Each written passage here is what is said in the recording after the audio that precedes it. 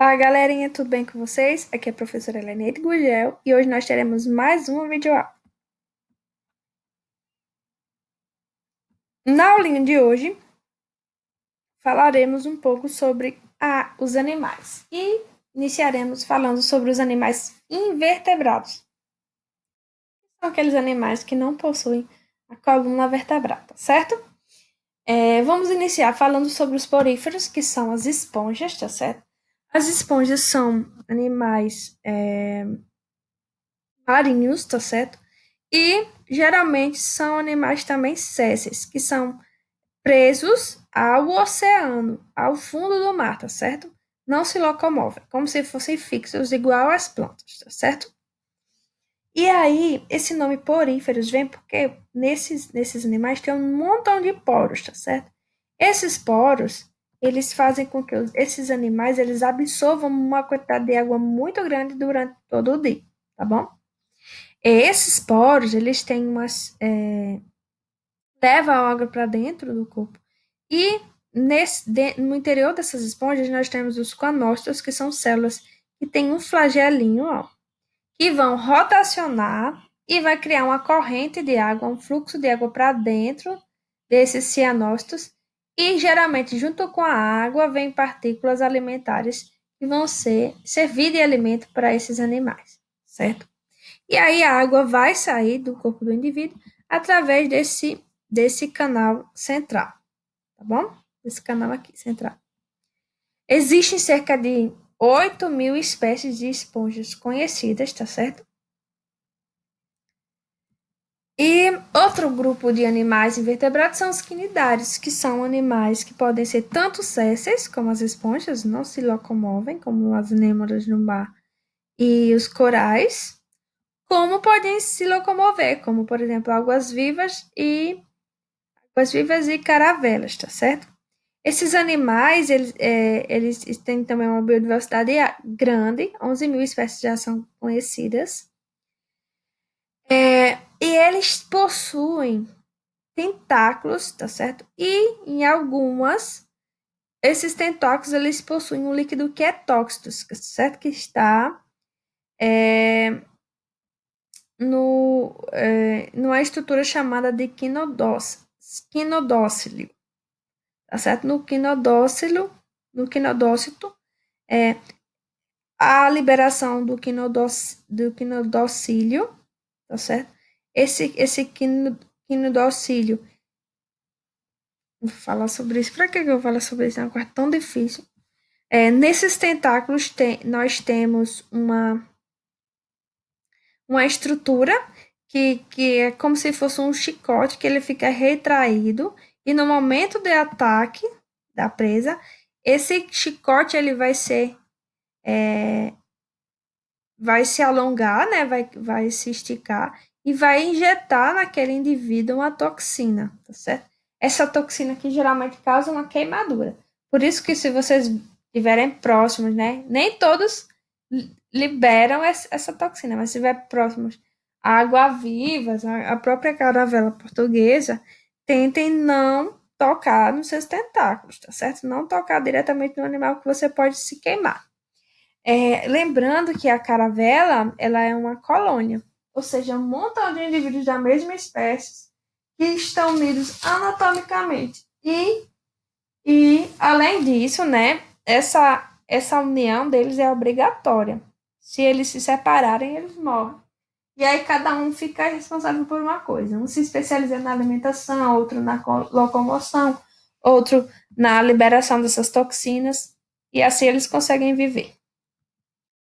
Outro grupo de animais são os plateumintos. Agora a gente vai iniciar, né, a estudar os vermes, que é o nome genérico para animais de corpo achatado, corpo mole, corpo fino e corpo segmentado. A gente vai ver que existem vários tipos de vermes, digamos assim.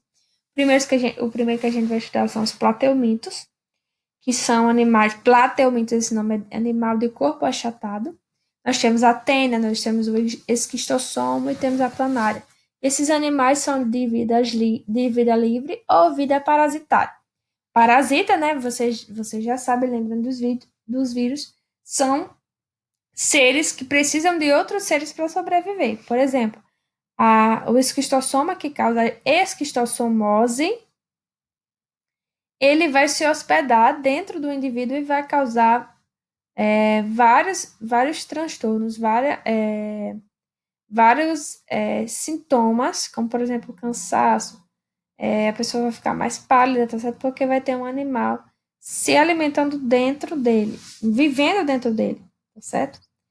E aqui geralmente fica um casal de esquistossoma, macho e a fêmea. E aí nós temos também a tênia, que causa ateníase, que é o que a gente chama de solitária.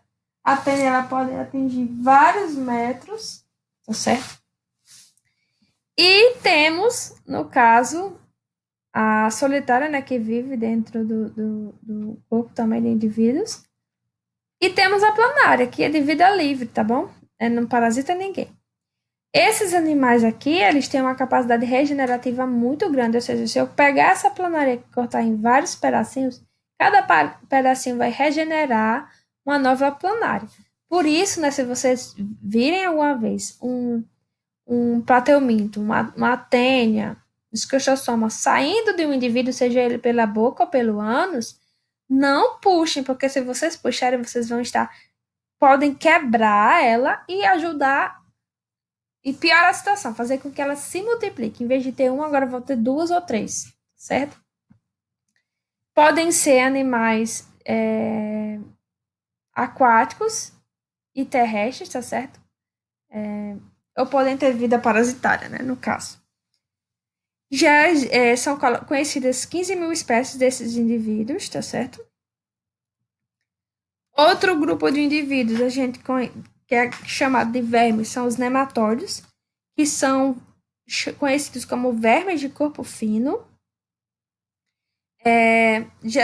justamente porque seu corpo é bem fino, bem afinilado. E aí nós temos a boca, que é e uma parte posterior, e o ânus, que pode ser facilmente identificado, já que o ânus ele é mais fino, bem mais fino, tá certo?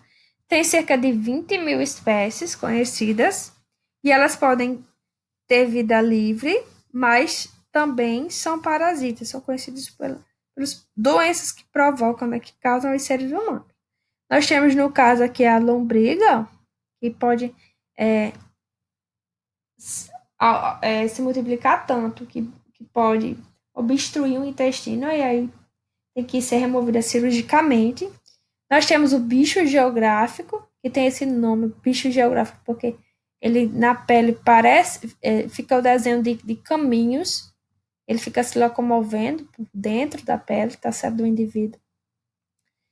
E temos também o ancilóstomo, que tem essa ventosa aqui, que vai causar, né, o que a gente chama de amarelão, vai provocar hemorragias, porque ele gruda dentro da parede intestinal. E aí nós temos também outro grupo de vermes, que são vermes de corpo segmentado, que são os anelídeos, tá certo? Os anelídeos tem esse nome porque apresenta vários anéis no seu corpo, vários segmentos, ó, vários, tá certo? E nós temos esses anelídeos divididos em 3 grupos, né? O grupo dos anelídeos que são genericamente chamados de minhocas, sanguessugas e poliquetas, tá certo? No caso dos anelídeos, eles possuem poucas cerdas, tá certo? No caso das sanguessugas, elas não possuem nenhuma cerda. E já o caso aqui das poliquetas, ó, tem um montão de cerdas, tá certo? Bem muitas cerdas. E isso faz com que eles se dividam nesses 3 grupos. Não poderia deixar de falar também das minhocas, que são seres muito importantes, principalmente para a saúde do solo, tá certo? Eles são hermafroditas, as minhocas têm os dois sexos no mesmo indivíduo. E também, ó, eles se alimentam de detritos do solo e por isso escavam, né, e formam galerias no solo. Essas galerias vão aumentar os espaços do solo e, consequentemente, vão aumentar a quantidade de oxigênio que fica dentro do solo e vai ser importante para oxigenar as raízes, né, e para fornecer oxigênio para outros tipos de vida, como por exemplo de micro-organismos que estão lá presentes. E aí as minhocas para isso, né, para conseguir digerir esse solo, elas têm uma espécie de moela que vai ajudar, né, na trituração. E aí, quando elas eliminam, né, seus excretas, tá certo? Elas liberam o humus, que é um substrato que é bastante rico em matéria orgânica, muito importante para as plantas. E existe inclusive até cultivos, né, de minhocas para a produção de substrato, no caso, produção de humus, que é a terra bem pretinha que a gente costuma ver, tá bom? É, também, né, não podia deixar de falar das sanguessugas que são utilizadas na medicina. Sanguessugas, elas sugam, já está dizendo, sugam sangue de seres vivos e por isso elas são usadas em tratamentos para remoção de edemas, né, de sangue pisado em alguns pacientes, para o tratamento de alguns pacientes, de algumas doenças. E aí, ó, elas sugam, né, aquele sangue que está pisado numa determinada área e o tecido ele volta a ter a quantidade de sangue normal, tá bom? É, e os poliquetos, eles são animais mais quase que exclusivamente marinhos e parece, né, plantas, eles têm essas cerdas aqui, dá um aspecto muito bonito a eles lá no fundo do mar. E aí, gente, já temos mais de 15 mil espécies de anelídeos conhecidas, tá certo? Esses anéis aqui, eles foram muito importantes evolutivamente falando. Inclusive, hoje, a gente tem resquícios dessa, dessa segmentação, que, por exemplo, as nossas costelas, tá certo? A gente vai falar ainda sobre isso mais na frente. Outro grupo de animais que nós vamos estudar são os moluscos, que são animais de corpo mole, que vai envolver caracóis, mexilhões, ostras, lulas, lesmas do mar, polvos, tá certo? São animais que podem ter uma concha externa, no caso dos caracóis, das ostras e mexilhões, ou interna. A concha vai ser interna ao seu corpo, como polvo, lula e etc. Certo? É, Eles podem ser parasitas ou animais de vida livre, certo? São conhecidas 110 mil espécies de animais, certo? Grande maioria de vida livre. Podem ser animais terrestres, mas grande parte é aquática também, tá bom? Ah, uma curiosidade. Algumas lulas, tá certo? Elas liberam uma tinta no ambiente, lá no mar, né, no fundo do mar, quando se sentem ameaçadas. Essa liberação dessa tinta é para ela conseguir escapar desses predadores, tá certo? Jogam a tinta e correm. Corre não, nada. Outro grupo de indivíduos, nós conhecemos indivíduos invertebrados, são os artrópodes. Artrópodes quer dizer pés articulados. Foram nesses indivíduos que surgiram as patinhas, os apêndices locomotores, tá certo? E aí, esses indivíduos também são caracterizados por possuírem um exoesqueleto, ou seja, um esqueleto fora do corpo. E esse exoesqueleto ele é rico em quitina. Esse exoesqueleto, né, e rico em quitina é o que faz a gente escutar aquele croque quando a gente mata uma barata, por exemplo. quando esmaga, né, a baratinha lá. E por isso, por ter um exoesqueleto fora do corpo, um esqueleto fora do corpo, eles precisam fazer o que a gente chama de equidise ou muda, como se fosse trocar de esqueleto, tá certo? E aí, quando eles realizam essa troca de esqueleto, eles conseguem crescer. Se eles não conseguirem trocar, eles vão permanecer do mesmo tamanho. Então, para o crescimento, né, o desenvolvimento desses insetos, eles trocam, quando o esqueleto está limitando, quando a roupa está ficando apertada, eles trocam de roupa, trocam de esqueleto. E é comum a gente ver, né, o, a mudinha deixada para trás. Por exemplo, a gente vê às vezes uma barata morta, que a gente acha que é uma barata morta, mas na verdade não é. É apenas a muda da barata, tá certo? É apenas a roupinha que a barata deixou para poder crescer. E aí os artrópodes, eles são um grupo bem diverso, tá certo? Nós vamos estudar os artrópodes crustáceos, os artrópodes aracnídeos, os artrópodes insetos e os artrópodes miriápodes, tá certo? No caso dos artrópodes crustáceos, eles não têm antena, na verdade, no caso dos artrópodes crustáceos, eles têm antenas, certo? Têm antenas e possuem um número variável de pernas, tá certo? Geralmente em torno de 10, mas pode ter um pouco mais, tá certo? São animais de vida livre, a maioria são aquáticos, e nós temos os exemplos de camarões, lagostas, lagostim, caranguejo, siri e tatuzinho de jardim, que é um representante terrestre. É, esses indivíduos eles possuem o corpo dividido em duas partes, que é o cefalotórax e o abdômen, tá certo? Outro grupo, né, de animais invertebrados, que a gente já falei que a gente já estudar, são os artrópodes aracnídeos. Esse grupo ele não tem antenas, ele vai ter uma estrutura, às vezes, os pedipalpos, tá certo? Pode ter também quelíceras, tá certo? Pode ter o agulhão aqui, que é uma estrutura específica na injeção de veneno, tá bom? Geralmente não, tem 8 pernas ou 4 pares de pernas. Podem ter a vida livre, podem ser parasitas, como por exemplo aqui o carrapato, tá bom?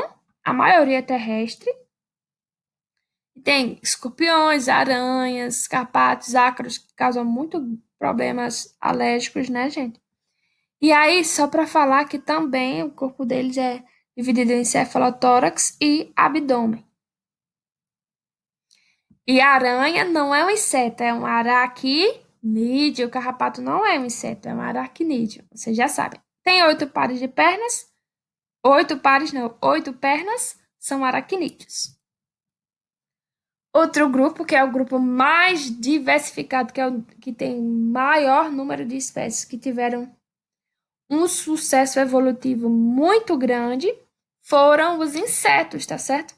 Os insetos, eles geralmente têm um par de antenas e podem ter nenhum, um, um ou 2 pares de asas, tá certo? E isso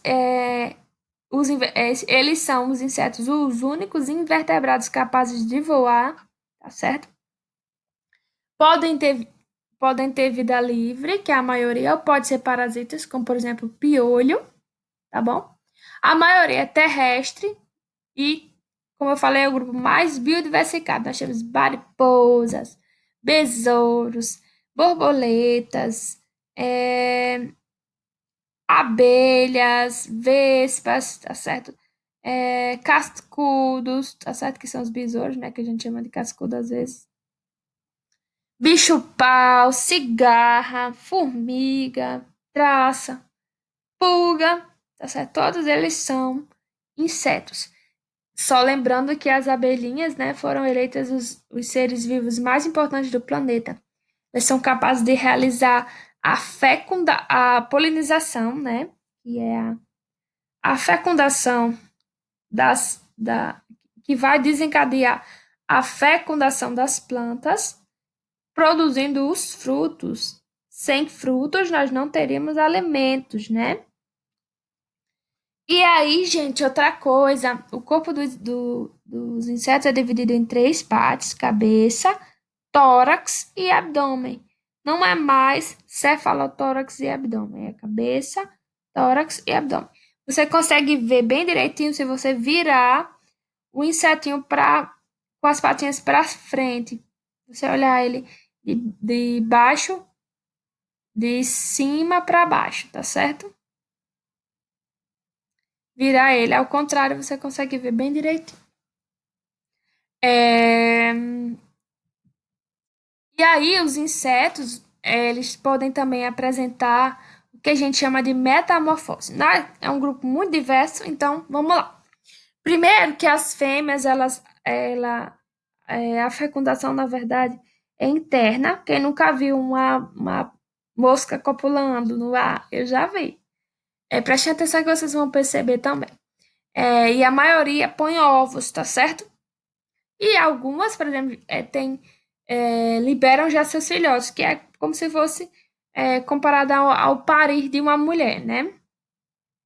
E esses insetos podem apresentar metamorfose, que são aquelas modificações, transformações do indivíduo, para que o indivíduo atinja, né, a forma adulta. E essa metamorfose ela pode ser dois tipos: a metamorfose incompleta e a metamorfose completa, certo? No caso da metamorfose, os indivíduos sem metamorfose já vai nascer a miniatura do indivíduo e ele já vai crescer, só vai crescer, né?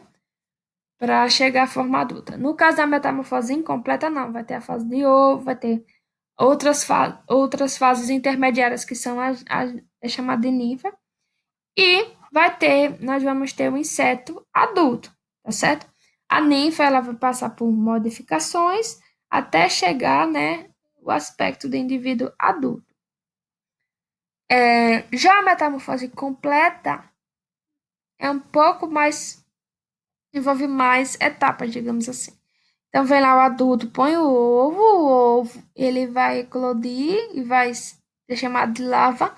A larva, ela tem uma atividade metabólica, no caso das borboletas, muito alta. Ela vai ter que armazenar muita energia, porque na fase seguinte, que é a fase de pupa, ela não vai poder se alimentar, tá certo? Depois de pupa, eu vou ter o indivíduo adulto, tá certo? A borboleta geralmente passa o maior período de sua vida na forma de larva, tá bom? E aí, na fase adulta, ela é capaz de reproduzir e dar continuidade à sua espécie, né? Essa fase adulta também, ela pode ser chamada de ímago ou imago. E aí, o outro grupo de artrópodes, que são conhecidos, a gente vai falar sobre os miriápodes, que tem esse nome, né, miriápodes, porque tem muitas pernas, tá certo? São animais de vida livre, terrestre, e temos como exemplos centopés, piolho de cobra, lacraia, tá certo? E cada um desses segmentos pode ter um ou dois pares de patas, tá certo? Por isso que esse grupo, né, é caracterizado pelo ter muitas pernas. E nós temos os equinodermos, que reúnem aí a estrela do mar, a bolacha da praia, o ouriço do mar, o pepino do mar, que são animais de vida livre. A maioria céssio, fica lá no fundo do mar mesmo, sem se locomover. E alguns têm vida livre, conseguem se locomover. Algumas estrelas conseguem se locomover lá pelo fundo do mar. Esses animais formam o que a gente chama de bentos, que são animais que vivem, né, no fundo do mar, certo? E existem cerca de 6.000 espécies conhecidas. São exclusivamente aquáticos. E aí, além das estrelas do mar, da bolecha da praia, o ouriço do mar e o pepino do mar, tá certo? São indivíduos desse grupo. E aí nós finalizamos nossa aulinha de hoje, que estará disponível no capítulo 5, na página 87 a 107. Então, bons estudos, fiquem em casa e até a próxima, pessoal.